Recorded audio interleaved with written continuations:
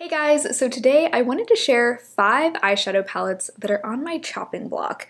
I am heavily considering decluttering these 5 palettes, and as we are getting ready to move at the end of this month, I'm really just taking a hard look at everything I own and all of my makeup and just trying to think, what is really bringing value to my collection? What am I really loving and enjoying? And what do I feel is worth taking with me cross country? Because if it's not something that I'm actively loving and using and it's bringing value to my collection, it might not be worth taking with me. So I have 5 palettes to talk about today. I'm going to be kind of giving all of these palettes one last chance before I do make my decision. I will have a big makeup declutter series coming later this month, so you'll see in that video which ones I ended up deciding to keep and which ones I decided to get rid of. Also, you'll see that I don't have any eyeshadow on right now because at the end of this video, I want to do a look with one of these 5 palettes. I'm thinking we'll use a random number generator to pick one of them, and maybe we'll even do it palette bingo style, because I've been getting quite a few requests to do a palette bingo recently. So before we get into the 5 palettes, I do want to thank today's sponsor, which is Skillshare.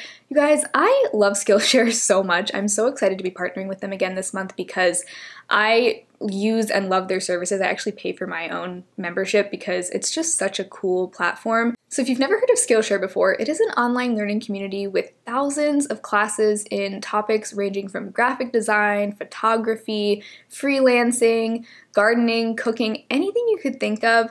You can take an online course through Skillshare. So whether you're wanting to maybe pick up a new hobby, explore a creative avenue, or you want to enhance your skill set for your career, maybe you're trying to pick up a side hustle. There's so many different topics that you can explore on Skillshare. You know, for me, I really want to make sure that I'm continuing to level up my skills here on YouTube. Lately, one thing that I've really been wanting to kind of level up my skills in is video editing, because as you know, I'm a YouTuber. I edit videos almost every single day, so most of the editing knowledge that I have is stuff that I just kind of learned for myself.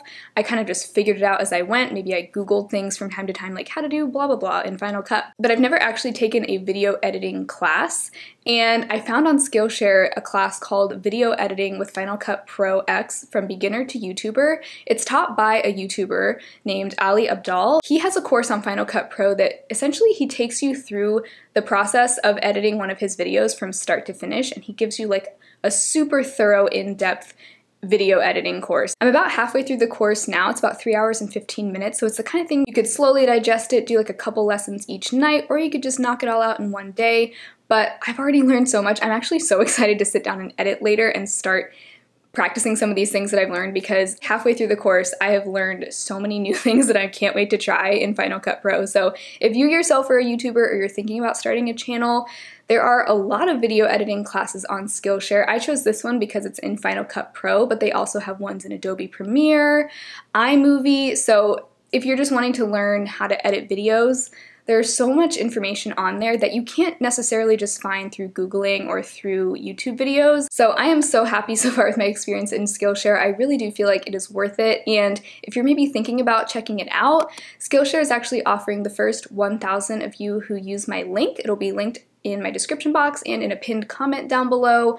You can get 1 month free of Skillshare, so you can check it out. You'll have unlimited access to all of the classes on there. It's a really great deal. If you don't end up liking it, you can always cancel before they charge you in the next month. That's a really great offer for those of you who are interested. Again, I'll have all that info linked down below. Thank you so much to Skillshare for sponsoring today's video, and let's go ahead and hop into the 5 palettes that are on my chopping block. I need your help figuring out whether I should keep these. So let's start with the palette that's been in my collection the longest out of all of these. This one makes me kind of sad. It's such an OG, it's such a classic. This is the Anastasia Soft Glam palette.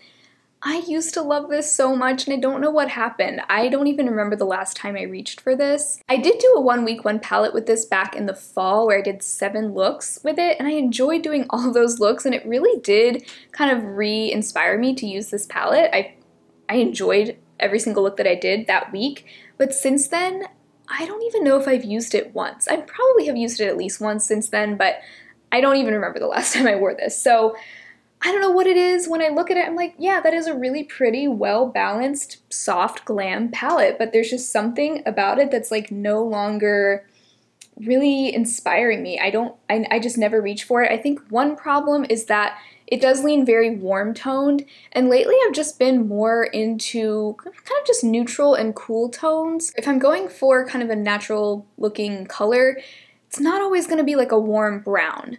I tend to reach into more like cooler beiges or maybe a soft pinky mauve sort of color in the crease, and this is just very warm brown dominated, especially in the matte category. There is this one soft like dusty rose which I love. I love this kind of color, and I don't know, I'm sure if I forced myself to use this more I'd enjoy it and I'd enjoy the looks that I create, but there's just, for some reason, it's not inspiring me. So I do want to give this just a few more chances. I hate to let go of this because it is such a classic palette. So many people love it, and I don't know, it's just not doing it for me lately. And the next one is another one that might surprise you. It's another one from ABH, Subculture. Once again, I loved this palette for such a long time. I have pan in 3 of the shades in here. Dawn, Electric, and most recently Mercury. It's a tiny little pan, but I hit that pan in my Pan Those Eyeshadows project. For some reason, this is just not calling my name like it used to. I do love this color story. I think it's really unique and fun, but these aren't really the kinds of tones I've been into over the past year. Again, I've just been into more kind of muted, soft colors. This palette leans very rich and deep, and you know, you've got some really strong grungy tones in here. You've got some like mustardy yellows, a deep burgundy, a deep purple, a deep teal and green, like a lot of richness here. And I think one of the defining things for me in a palette that I tend to reach for often is a palette with a lot of light colors, because those are the colors that I find easiest to wear on my eyes, on my fair skin. They don't overwhelm my features, but even though I've had a lot of fun with this palette, lately it's just not, I just haven't been in the mood for it. And maybe I'll go, but see, then the thing is, maybe I'll get back into a grungy phase and I'll wish that I had this. Another drawback to this palette is that the formula, it is different from the other ABH palettes, at least the batch that I have. I know there are some batches that apparently were easier to work with than the original one, but I think I have the original one, and the mattes, they're kind of stiff, very, very intensely pigmented, which is not necessarily a bad thing, but they kind of cling to the spot that you initially put them on your eye, so you have to be very patient with them. You kind of have to take your time with these shadows. So it's not the kind of palette that you're going to want to use if you're in a rush. This is like a sit down and take your time and really enjoy the creative process of applying your eyeshadow, which sometimes I'm good with that, but other times I just want the shadows to work well and me not have to fuss with them a whole lot. So those are some of the reasons why I'm considering letting go of this palette, but again, it feels like such a relic, like such an iconic palette to own. It is discontinued, although I do still think there are some websites that sell it, and I know it's still available in some countries, but not as readily available in the US anymore. So part of me wants to hold on to it just for the nostalgia, but I'm trying not to have that mentality too much in my pre-moving declutters, so I'm thinking about that one. Let me know. Do you think I should get rid of these or not? I would love to hear your thoughts down below. The third palette that's on my chopping block is another one that I used to love so much, and it's not that I don't love it anymore, but I just haven't been using it, and it's the Billie Beauty Eyes of India palette. I've had this palette in my collection for such a long time. I still love this color story. I still love using this palette when I do use it, but the problem is I just haven't used it in so long, and I do feel like the formula of this is nice. It is really fun to work with, but there's one thing about it that does kind of make me less likely to want to reach for it, and that is the fact that 3 of these shades you have to use with a wet brush. I mean, that's how they're meant to be used. They even have a little label down here that says so. So I don't mind because I know that's how they intended for them to be used, but it's an extra step that if it's between this palette and another palette, I'm going to pick the palette that doesn't have to be used with a wet brush because it's just kind of a hassle. Sort of similar to what I was saying about Subculture, where this isn't really the kind of palette that I can just sit down and throw together a look. It's more of a time-consuming endeavor to play with this palette, unless I'm not going to use any of those 3 shades, and oftentimes I don't. I have like a classic warm tone look that I love to do with this palette, where I put Bengal in the crease, Mendi in the outer corner, and then Sona on the lid, and it's beautiful. It's like a fiery, orangey golden look. It's perfect for the fall. I don't know, it's such a fun one. It's just, I don't know, I feel like the formula, it's not necessarily anything special. The shadows are nice and pigmented, they're blendable, there's nothing wrong with them, but there's also nothing that really makes them stand out. Like the formula itself doesn't really stand out in my collection compared to other shadows that I have, on top of the fact that 3 of those shades have to be used wet. But at the same time, I love the company. I really do love this color story. This would be a really sad one to part with, but I'm thinking about it. All right, next up, we have a drugstore palette that I am not so sure about. This is from Profusion. Always with the Profusion. Always with the Profusion palettes. This is their Beam It Up palette. This was a limited edition Halloween palette in 2021. They may still sell it on their website. I gave this a really good review. I think I did a 2 looks 1 palette with this when I first got it, and I really enjoyed it. I actually said I like this better than other Profusion colorful palettes that I've tried before, but guess how many times I've used this since that video? 0. 0 times. A big reason why I bought this palette was because it had some really unique looking shades that I don't really have a whole lot of in my collection, like the chartreuse, this kind of rusty red, the silver. I mean, I have other silvers, but I also I'm a sucker for a good silver, and there can be a lot of variety between different silvers. So the quality of these shadows is actually really good. The mattes don't swatch well, but they actually do perform well on the eyes. And it's just a cute little palette. I think this goes back to one of the things I talked about in my Project Pan lessons video, like 5 things I've learned in 5 years of project panning. I mentioned that I've learned I don't need to have every single color of the rainbow, even if it's unique to my collection. Like I saw this at the store and I was like, wow, some of these colors are really unique. I don't have colors like that in my collection. That must mean I should get it. But I think a lot of the reason why I didn't have some of these colors in my collection already is because I don't really use these kinds of colors very often at all, or ever for that matter. So I know I could maybe depot some of the shades. Depotting is just not really something I have the desire to do. I think part of it is laziness, and part of it is also knowing that I already struggle to reach for my single shadows too. I have a whole collection of singles, and I'm constantly having to remind myself to reach for them, even if I love the shadows themselves. So I don't really think that's a good solution for me, at least not at this point. But I will make a point to play with this at least a little bit more and decide from there. And then palette number 5 is from Estate Cosmetics. This is their Resort palette. This is super cute. This is actually the only palette of these 5 that I received in PR. And when I first got it in PR, I thought, wow, that's such a cute, unique, fun color story. But the longer I've had it, once again, I have used it a handful of times, but I think what I've determined about this is that even though I love these colors like on their own, especially this color right here, Resort, I mean, look at that. That is something special. That's really pretty. But something about these colors together, it feels very disjointed to me. It's just not a very intuitive color story. I get very overwhelmed, even though it's only 10 shades, which feels like a manageable number of shades to have in a palette. When I look at this palette, I'm just sitting here like, I don't even know what to do. I don't know where to begin. I don't know. It's hard for me to envision a look with these 10 shades. But even if I were to pair this with another palette, which I often do use multiple palettes for one look, it still just overwhelms me and confuses me to look at this, and I think that's a big drawback for me, even though individually I like a lot of these shades. And this neon this neon yellow green is really fun. Once again, I don't have a lot of other colors like that in my collection, but number 1, I've used it like maybe twice, and 2, it's not the best quality. It is quite sheer and kind of hard to build, and I would just prefer something that packs a little bit more of a punch. So that is also on my chopping block, and those are the 5 palettes that I'm trying to figure out whether or not to keep. Let me know if you have any thoughts on these, but let's go ahead and create a look with one of these. I'm going to use my good old Pretty Random app, which you guys know I love, to pick one of these palettes, and we'll create a look together. And I will just number them in the order in which I talked about them, so 1, 2, 3, 4, 5. Let us see what we get. We got 4. Oh wow. Okay, so that is the Profusion UFO palette, or whatever it's called, the Beam It Up palette. I also want to throw in a little bit of a palette bingo element to this. So what I'm going to do is since this is such a small palette already, I'm going to use my random number generator to pick 3 shades, and I'll just incorporate those 3 shades into the look, but I will allow myself to use as many shades in the palette as I want. There are 6 shades here, 1, 2, 3, 4, 5, 6.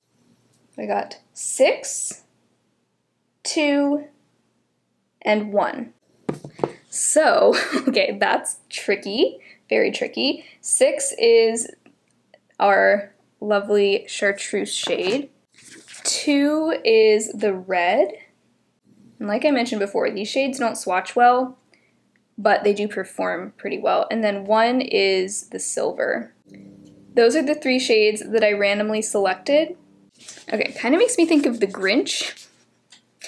Like, the red and green kind of makes me think of Christmas, but like, the green is kind of an ugly green, reminds me of the Grinch. And then the silver is also kind of Christmassy. But I don't want this look to be very Christmassy.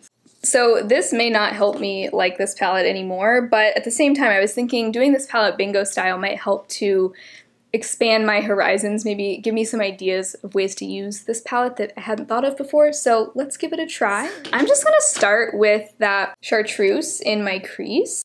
Let's just start building that up.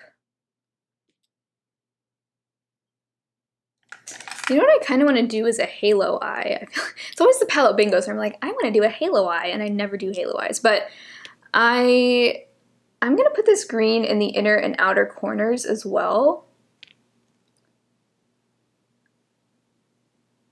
This would make a great little palette for if you were like dressing up as an alien for Halloween. I actually think this might be a cute alien look. Okay, so that green is there. It's on. And next I'm going to go in with the silver in the center of my lid. I'm just going to apply this with a finger.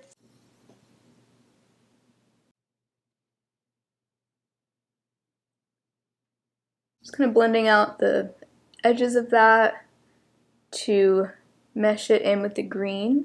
So far this is not helping this palette's case to stay in my collection because like I can appreciate the fun of like just playing with these colors together, but when I take a step back and I look at my face,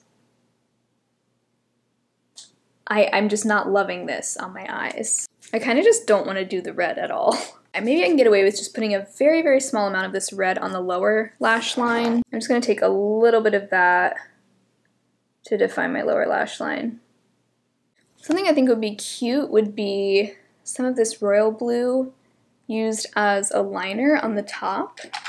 So I kind of just want to take some of that on a very small angled liner brush. I want to do a winged liner with that shade. I mean, these shades are all performing well. Like that just went on very smooth and pigmented. True to color. I will also take just a little bit of that silver on my inner corner. Let's throw some mascara on and hope that ties this together. I'm just going with my Essence Lash Princess. So I'm just going to line my lips with the Kokie liner in Warm Nude. It's kind of similar to the color of my lips, just like a little bit deeper and a little bit warmer. And then I'm going to top that with my Project Pan lip gloss, the Bite lip gloss in Sugar Drizzle, which is just a clear gloss with a little bit of a micro gold shimmer. Well, what do we think of this look, guys? I won't be offended if you don't like it, because we definitely got a weird mix with our palette bingo selections, but I don't mind it. It was fun to play. Now that it's all come together, I don't mind it at all, actually. I think it's kind of fun. I'm not sure how I feel about that green on my skin tone. Like, does it make me look sick, or is it kind of fun? I don't know. I can't say I would have been able to get this look out of any of my other palettes, so that is one thing to consider, but that is just one look with one of these 5 palettes. I will continue to play with all of these throughout the next couple of weeks. I'll try to do some Instagram reels, at least using the other 4. I might not be able to do all 4, but I'm going to try my best. Stay tuned for those over on Instagram for some more looks with these, and I will make my final decisions, and then I will have a palette declutter video coming up probably in the second half of this month, where I will let you know which ones I ended up deciding to keep and get rid of, and I may get rid of some others in my collection too. These are just kind of the 5 that are most high on my chopping block list, at least at the moment. So Thank you so much for watching today's video. Let me know your thoughts on any of these palettes. Also, don't forget to check out Skillshare if you're interested in taking advantage of that free month. It'll be linked in my description box down below. But if you enjoyed today's video, be sure to give it a thumbs up, subscribe to my channel if you've not already, and hopefully I will talk to you again very soon in my next video. Bye!